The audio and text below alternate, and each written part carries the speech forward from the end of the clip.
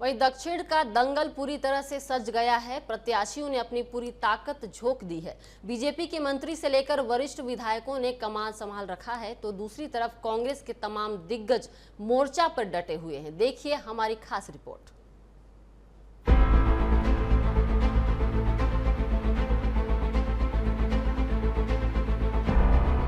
BJP Congress प्रत्याशी चुनावी मैदान में जमकर मेहनत कर रहे हैं। कोई रोड शो कर रहे हैं तो कोई बड़ी बड़ी सभाएं ले रहे हैं। साथ ही इस दौरान प्रत्याशियों को जनता का रोष भी झेलना पड़ रहा।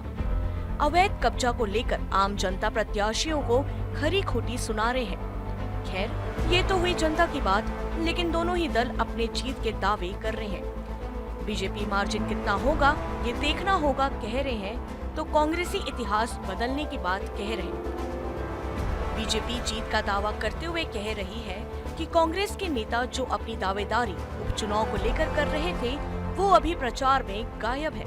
उनका कहना है कि कांग्रेसियों को तो इस बात की चिंता करनी चाहिए कि उनके मेयर एजाज ढेबर पूरे चुनाव से गायब है।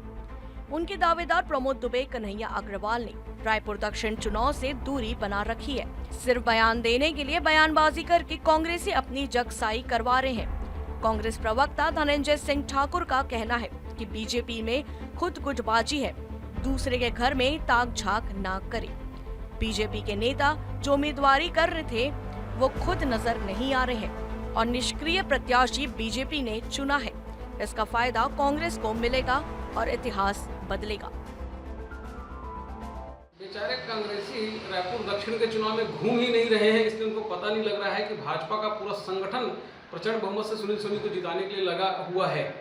वे कहते हैं कि वहाँ पे एक ही गुट लड़ रहा है। माननीय बृजमोहन अग्रवाल जी के नेतृत्व में माननीय श्याम बिहारी जायसवाल जी, माननीय शिवरतन शर्मा जी, अमर अग्रवाल जी, अजय चंद्राकर जी, राजेश मुड़त जी, मोतीलाल साहू जी और पुरंदर मिश्रा जी विभिन्न मंडलों की कमान संभाले हुए हैं।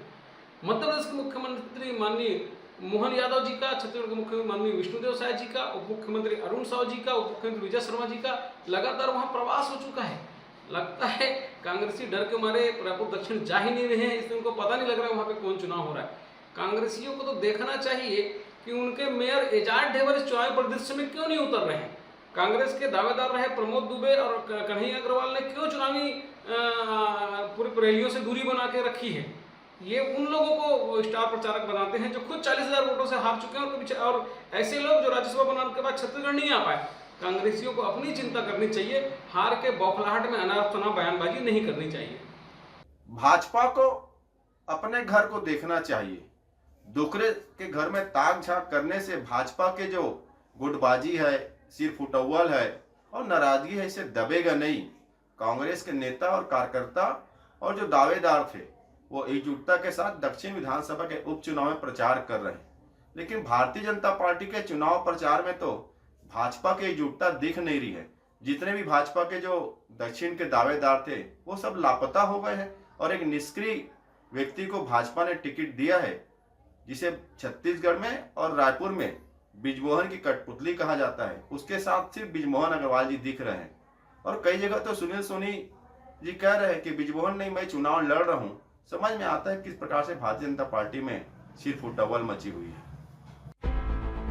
बहरहाल एक तरफ जहां खुद सांसद बृजमोहन अग्रवाल ने सुनील सोनी को जिताने का बीड़ा उठाया, तो दूसरी तरफ कांग्रेस के पूरे नेता आकाश शर्मा के लिए प्रचार कर रहे हैं। इस बीच देखना ये होगा कि जब 13 नवंबर को मतदान होगा तो 23 नवंबर को जब नतीजे आएंगे तो जनता ने किसके चेहरे पर मुहर लगाया है। क्या जनता इस बार अनुभव को मौका देगी या युवा चेहरे पर अपना भरोसा जताएगी? रायपुर से भूपेश टांडिया की रिपोर्ट।